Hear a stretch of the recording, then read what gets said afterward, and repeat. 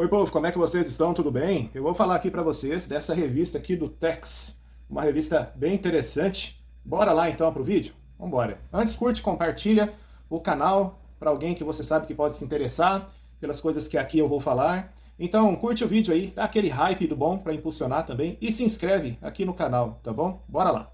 Eu tava uma vez numa banca e acabei levando um gibizinho do Chico Bento, até mostrei ele aqui, dia desses. E a moça me contando, né, que a Turma da Mônica vende que nem água, quantos chegar, saem mesmo, e aqui em Ribeirão Preto parece que tem um monte de colecionador que vai naquela banca lá, é a banca da 7 de setembro.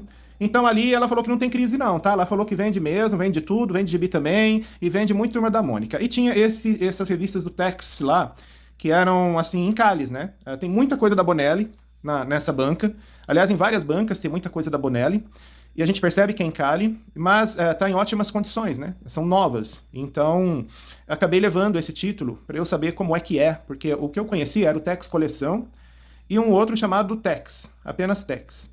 O Tex Coleção, ele tinha aventuras que continuavam de uma revista para outra. Isso me deixava muito mal, porque, tipo, eu não sou de ficar seguindo todo santo número, né? Então, eu fiquei mal porque, tipo, eu queria ver a resolução daquela história, mas eu não tinha a revista seguinte para saber como que ela acabava, né? Então, foi muito ruim essa experiência com Tex Coleção, mas eu percebi depois que essa revista ela tinha um público muito grande, pessoas que realmente amavam esse título, né? Então fica aqui o meu respeito, todo o meu carinho pelo Tex Coleção e por qualquer outro título dos quadrinhos Bonelli também, tá? Ainda bem que temos aqui muitos leitores brasileiros desses quadrinhos Bonelli.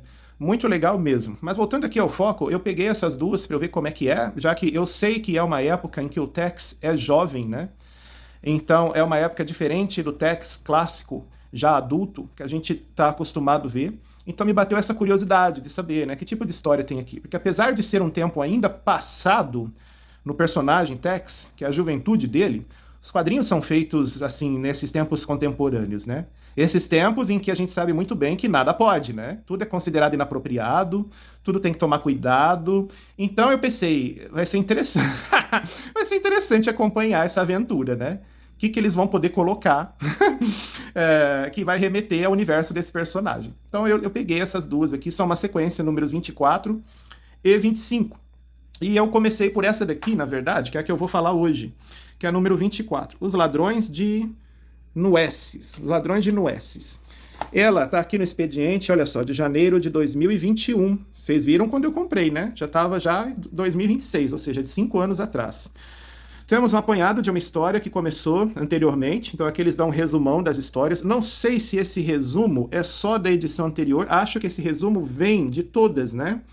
Porque tá aqui no plural, ó, nas edições anteriores. Então entende-se que é um plural, entende-se que é um resumo de várias aventuras ao longo de várias edições, até porque aqui citam inclusive as primeiras edições. E aí a gente vê depois um edital bem bacana, né? Eu nem sabia que ainda faziam-se editais, né? Achei a proposta um tanto vintage, e vintage é uma coisa positiva, né? Então, achei uma proposta um tanto vintage e li com muito gosto, com muito prazer. Esse edital falava, inclusive, tá aqui, ó, o Retorno ao Passado, que é a história que viria a seguir, ela tem como referência um outro trabalho que saiu, inclusive, numa revista, acho que é Tex de Ouro 47. Depois eu vou ver se a informação é essa mesma. Mas a referência acho que era essa, Tex de Ouro 47. O passado de Tex, tá vendo aqui? Ó, o passado de Tex. Que explica muita coisa da origem dele, né? O Tex antigamente visto como fora da lei e tal, e depois ele passou a ser o mocinho da situação. Eu preciso adquirir essa revista, porque ela que foca nessa origem dele, e apresentando ele mesmo, né, o adulto que sempre é conhecido por tanta gente, isso faz com que essa origem dele tenha uma maior credibilidade. É um conceito meu, minha opinião. Mas aqui, como é uma proposta do Tex jovem, aqui está explicando a proposta que eles fizeram de adaptar aquela origem dele para cá. Não focando exatamente assim, vamos fazer uma nova origem para o Tex. Não é isso. Apenas a trama aqui, ela permite algumas referências daquela época que os leitores viram naquela outra história. Tá? Então aqui tem algumas referências a respeito do passado do Tex. E cita muito a questão do irmão dele. Nem sabia, o Tex tinha um irmão. Também fala da mãe do Tex, tá? E fala outras coisas aqui, que agora eu não me lembro, mas à medida que a gente vai lendo a história, a gente vai se situando mais das informações colocadas aqui nesse edital. Por isso eu gostei muito desse edital, na verdade, porque não ficou uma sessão descartável. Ficou uma sessão que, à medida que a gente vai lendo aqui, a gente vai lembrando do que o fulano escreveu aqui. Eu achei isso bem bacana, sabe? Bem legal mesmo, tornou muito útil para a revista. E aqui, basicamente, é um apanhado de uma situação.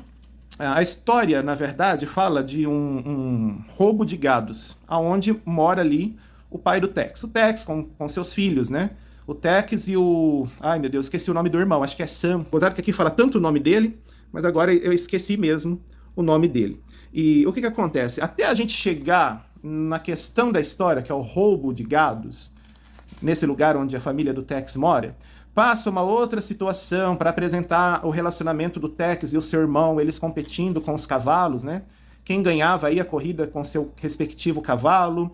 Então, apesar de tudo ser uma brincadeira, a situação foi mostrada para mostrar para a gente, leitor, que de um deles havia um espírito um tanto rival, né? Um tanto competitivo.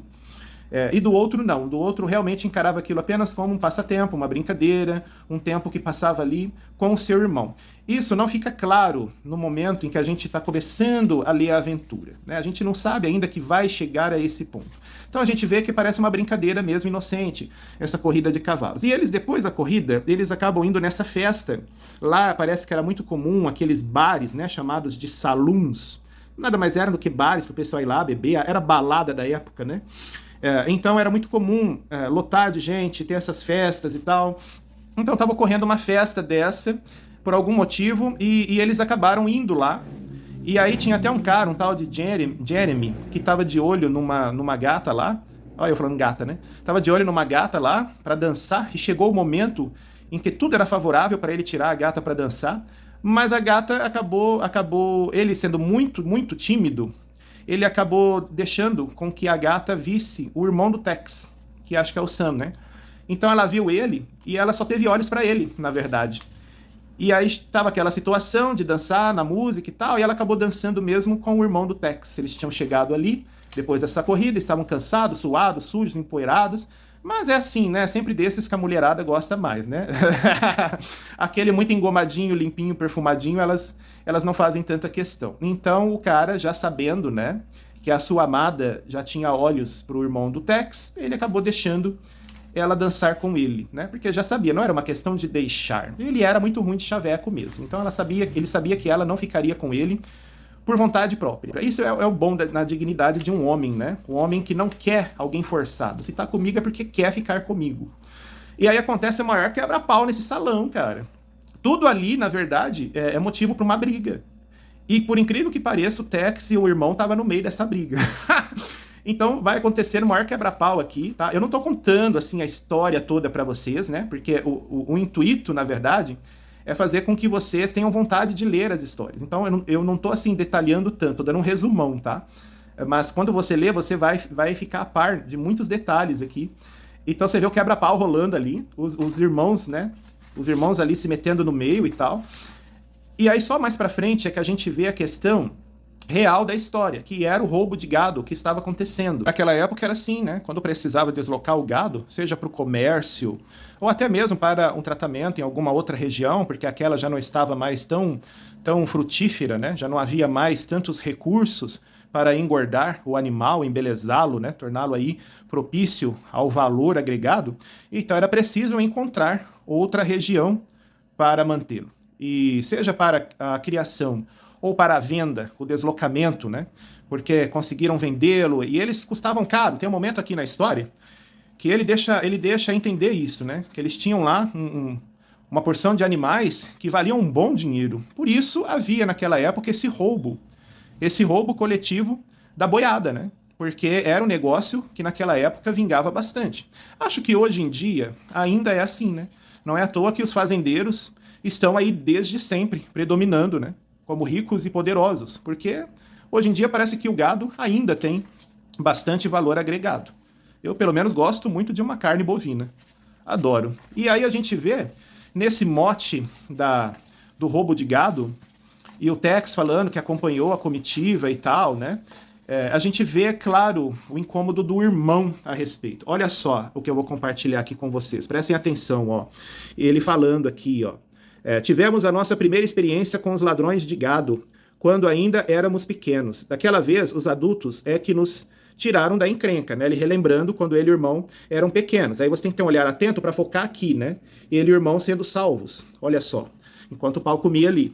E aqui ele conta agora, olha só. Tempos depois, Sam preferiu ficar no rancho com meu pai e o Gani, em vez de ir comigo os outros jovens do vale, num épico transporte de gado até São Francisco. Tá vendo? É isso que eu acabei de falar, ele nessa comitiva.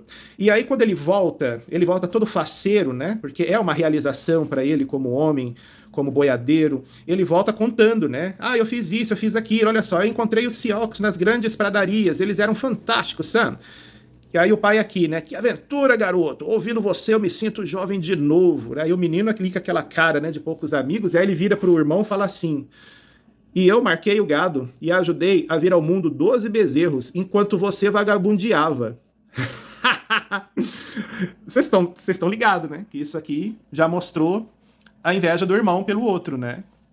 Então, assim, ao longo da trama a gente vai vendo para onde isso vai levar essa questão, e tem todo esse roubo, né, que precisa ser contido, então o pessoal foca nisso também, para pegar esses bandidos.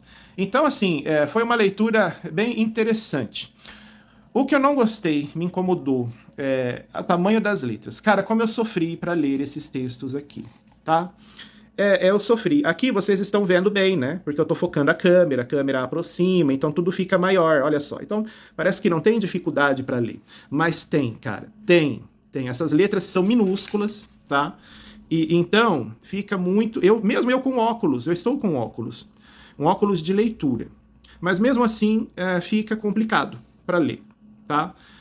Poxa, eu penso assim, custaria tanto aumentar um pouco essas letras? Eu compreendo que hoje em dia pensam na plástica. Então, os balões, eles não podem mais comprometer a plástica. Ou seja, eles não podem mais invadir a arte dos quadrinhos.